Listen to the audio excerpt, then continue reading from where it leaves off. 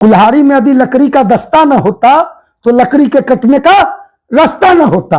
यह चिराग पासवान जो है अपने आप को रामविलास पासवान का बेटा बताता है, अपने आप को रामविलास पासवान जी के विरासत का हकदार बताता है। इस रामविलास पासवान के मूर्ति को तोड़ा जा रहा है, दलित नेताओं का अपमान किया जा रहा है, दलितों का अधिकार पर डकैती, एनडीए डकैती डाल रही है। यह एनडीए के हाथ में खेल रहा है, यह भाजपा का हनुमान है, यह आरएसएस का हनुमान है। अंबेडकर साहब को राज्यसभा में देश के गृह मंत्री अंबेडकर अंबेडकर अंबेडकर अंबेडकर कहकर अपमान कर रहे थे। यह व्यक्ति वहां बैठ कर मुस्कुरा रहा था। जो संविधान को देखना नहीं चाहते, जो अभी जो लोकसभा के चुनाव हुए, जो भाजपा और आरएसएस के लोगों ने नारा लगाया कि अब की बार 400 पार संविधान को बदलना है, ये लोग जो संविधान विरोधी हैं, ये लालू यादव को बदनाम करने के लिए भारतीय जनता पार्टी, कल जो बयान आया है इसके पीछे पूरी की तरह भारतीय जनता पार्टी के द्वारा यह स्क्रिप्ट लिखा गया है। सुभाष यादव जी ने 2 दिन पहले बयान दिया पटना में एक मीडिया चैनल को कि हमारा जो लड़का है, हमारा पुत्र जो है चिराग पासवान जी की पार्टी में है और वह विधानसभा का चुनाव लड़ेगा। तो पत्रकारों ने पूछा कहां से लड़ेगा, गोपालगंज से, छपरा से। उन्होंने कहा कि बिहार के किसी कोना से हमारा बेटा लड़ेगा, एनडीए से, चिराग पासवान की पार्टी से। लालू यादव जी 35 साल पहले मुख्यमंत्री थे, 3.5 दशक के बाद बोल रहे हो, तो तुम्हारे पास कोई प्रमाण है तो तुम प्रमाण पेश करो जी। लेकिन अपने बेटा के टिकट के लिए इस तरह की बयानबाजी कर रहे हो, वो भी जो देश के सबसे बड़े नेता आदरणीय लालू यादव जी, दोनों आदरणीय नीतीश जी हो या आदरणीय लालू जी हो, दोनों ही एक ही क्लास के नेता हैं।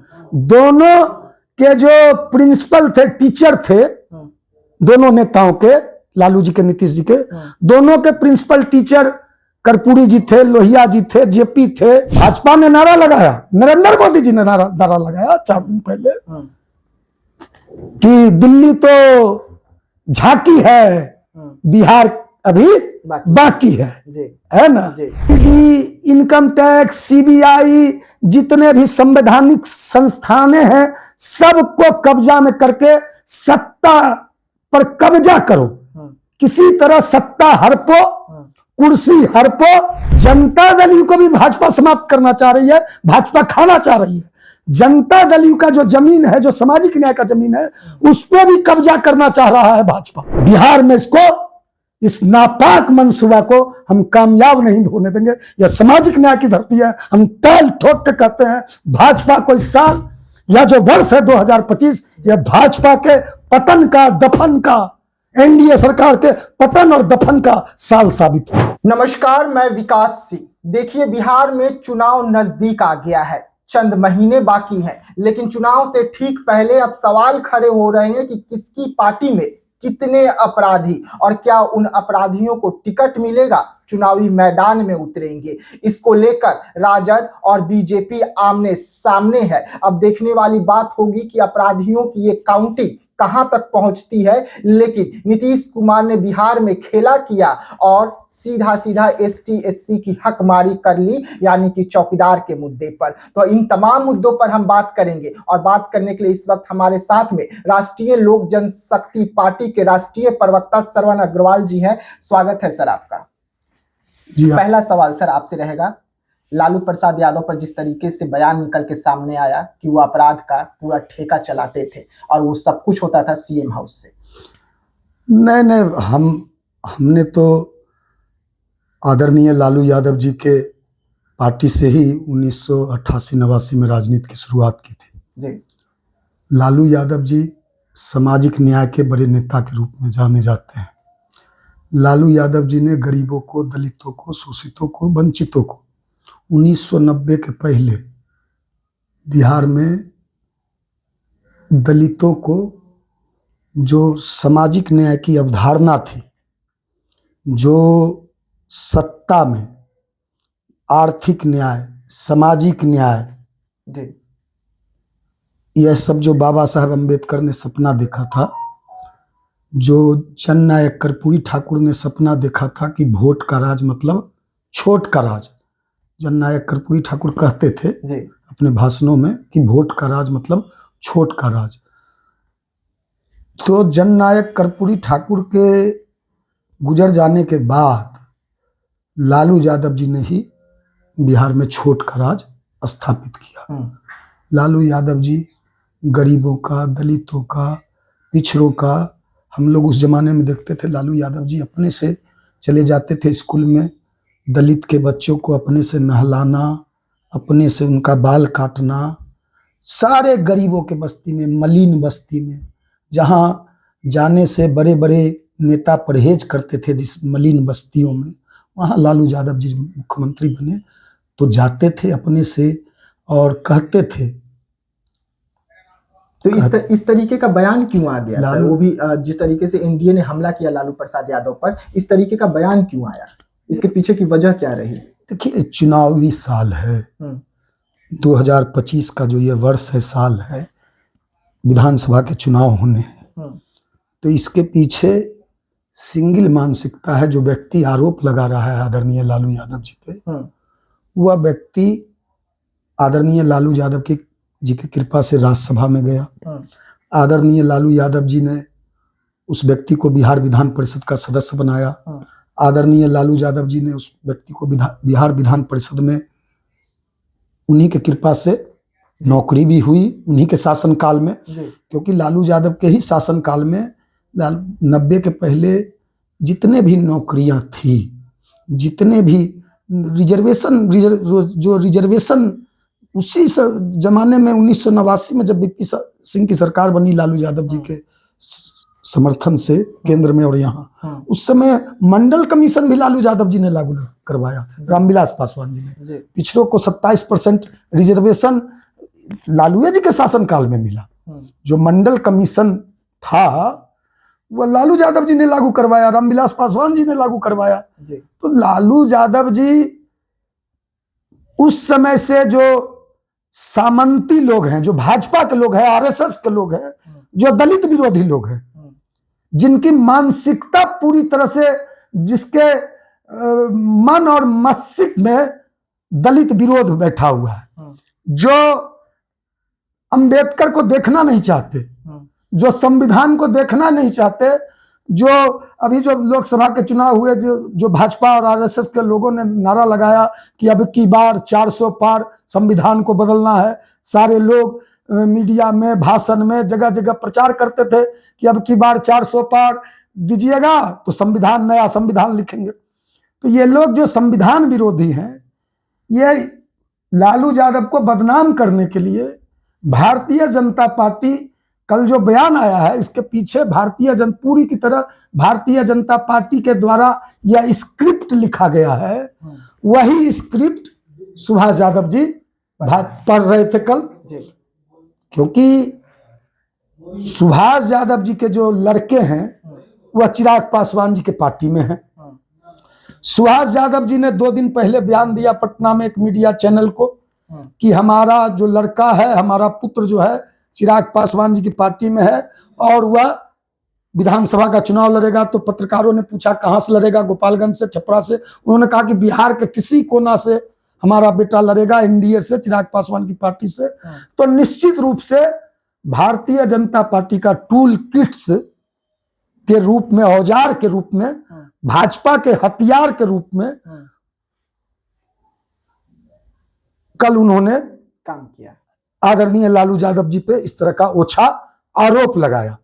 यदि आपके पास कोई प्रमाण है, 35 साल पहले की बात, गरा मुर्दा तुम आज उखाड़ रहे हो। लालू यादव जी 35 साल पहले मुख्यमंत्री थे, 3.5 दशक के बाद बोल रहे हो। तो तुम्हारे पास कोई प्रमाण है तो तुम प्रमाण पेश करो जी।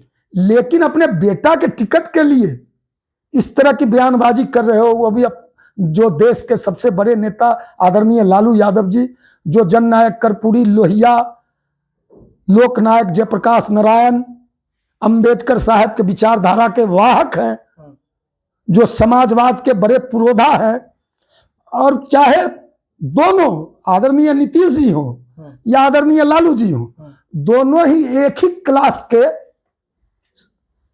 नेता हैं। दोनों के जो प्रिंसिपल थे, टीचर थे, दोनों नेताओं के, लालू जी के, नीतीश जी के, दोनों के प्रिंसिपल टीचर कर्पूरी जी थे, लोहिया जी थे, जेपी थे, उन्हीं के क्लास से दोनों सामाजिक न्याय के बड़े नेता के रूप में, सोशल जस्टिस के बड़े नेता के रूप में जो ये दोनों नेता जाने जाते हैं। जो धर्मनिरपेक्षता है, सामाजिक न्याय है, तो इस तरह का बयान भारतीय जनता पार्टी चाहती है। भाजपा ने नारा लगाया, नरेंद्र मोदी जी ने नारा लगाया 4 दिन पहले कि दिल्ली तो झांकी है, बिहार अभी बाकी है ना। तो भारतीय जनता पार्टी इस तरह का बयान प्लांट करा के ईडी, इनकम टैक्स, सीबीआई, जितने भी संवैधानिक संस्थानें हैं, सबको कब्जा में करके सत्ता पर कब्जा करो, किसी तरह सत्ता हड़पो, कुर्सी हड़पो, यह चाहते हैं। भारतीय जनता पार्टी एक बिल लाई है, अभी वह बिल पास नहीं हुआ है, उसके चेयरमैन रामनाथ कोविंद जी हैं, वन नेशन इलेक्शन।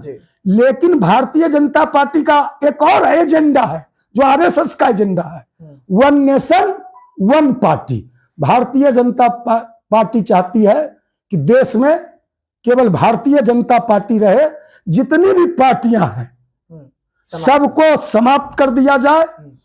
और 2025 में जो नीतीश कुमार जी की पार्टी है जनता दल यू, जनता दल यू को भी भाजपा समाप्त करना चाह रही है, भाजपा खाना चाह रही है। जनता दल यू का जो जमीन है, जो सामाजिक न्याय का जमीन है, उस पर भी कब्जा करना चाह रहा है भाजपा, आरएसएस। ये एक बड़ा खेल है, इस खेल को समझना पड़ेगा। भाजपा का जो ये खेल है, क्योंकि भारतीय जनता पार्टी विश्व की सबसे बड़ी मक्कार पार्टी है, तो इस मक्कार लोगों का जो खेल है, इस खेल के पीछे बहुत बड़ा गहरा षड्यंत्र है कि किस तरह जितने भी सामाजिक न्याय के लोग हैं, सोशल जस्टिस के लोग हैं, कर्पूरी के लोग हैं, लोहिया के लोग हैं, जेपी के लोग हैं, अंबेडकर के लोग हैं, उनको समाप्त किया जाए और नागपुरिया कानून, नागपुरिया राज स्थापित किया जाए। लेकिन बिहार में लालू यादव जी ने, जब अडवाणी रथ लेकर निकले थे, तो लालू यादव जी ने ही उस रथ को रोकने का बिहार में काम किया। ठीक है सर, चौकीदार के मुद्दे पर चले आते हैं। चौकीदारों के लिए जो चिराग पासवान दम भर रहे थे और कह रहे थे कि पासवान हमारे साथ है, हुलास पांडे हो या बीजेपी हो, तमाम लोगों का बयान आ रहा है कि नीतीश कुमार ने जो फैसला लिया वो सही फैसला है। देखिए बीजेपी के प्रवक्ता का बयान है जी। प्रवक्ता का बयान का मतलब होता है क्या विकास जी? पार्टी का बयान, अधिकृत बयान। जी। बीजेपी के प्रदेश प्रवक्ता ने कहा है, आप देख लीजिए, बयान है हमारे पास जी। और चिराग पासवान जी के पार्टी के एक संसदीय बोर्ड के अध्यक्ष है बिहार के, उनका बयान है जी। दोनों ने कहा है, दोनों एक ही क्लास के लोग हैं, दोनों एक ही बिरादरी से बिलोंग करते हैं। दोनों ने कहा है कि दफेदार चौकीदार का जो चला आ रहा था उनके आश्रितों को नौकरी देने का, या जो दफेदार बीआरएस लेकर नौकरी या दफेदार चौकीदार के नौकरी में जो 90% रिजर्वेशन दलित समाज के, वो नहीं होगा।